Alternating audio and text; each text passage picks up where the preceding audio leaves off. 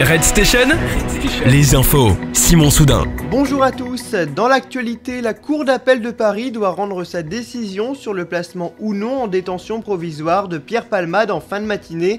Cela fait suite à l'enquête ouverte pour homicide et blessures involontaires. L'AVC qu'a subi l'humoriste samedi soir devrait avoir un rôle dans la décision du juge.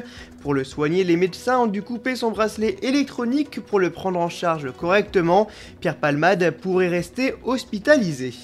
Concernant la réforme des retraites, le texte arrive demain au Sénat. Les Républicains qui sont majoritaires dans l'hémicycle souhaitent y apporter quelques modifications. Le président des sénateurs du parti, Bruno Retailleau, a indiqué qu'ils voteront le texte seulement après l'avoir modifié. Les sénateurs LR souhaitent assurer le régime par répartition ou encore accélérer le processus de disparition des régimes spéciaux. Le ministre du Travail, Olivier Dussopt, a indiqué être d'accord et ouvert aux propositions des Républicains.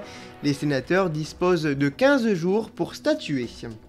À l'étranger, hier, au large de la Calabre, au sud de l'Italie, un naufrage a provoqué la mort d'au moins 59 migrants. 80 personnes ont été secourues près de Crotone, une ville italienne.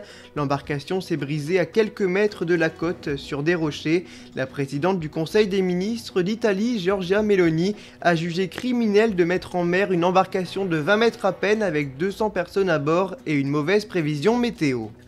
Dans l'actualité régionale, les forces de l'ordre sont intervenues dans une rave-party hier après-midi sur Lens. Plus de 1500 personnes s'étaient réunies depuis la nuit de vendredi à samedi dans une usine laissée à l'abandon.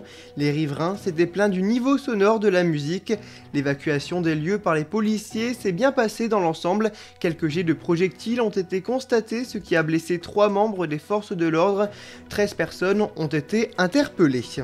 Et on termine avec un mot de sport. Hier, au rugby, la France affrontait l'Écosse lors du tournoi des 6 nations. À l'issue du match, les Français ont remporté la victoire 32-21. Voilà pour l'actualité, on se retrouve la semaine prochaine. Bonne journée à tous.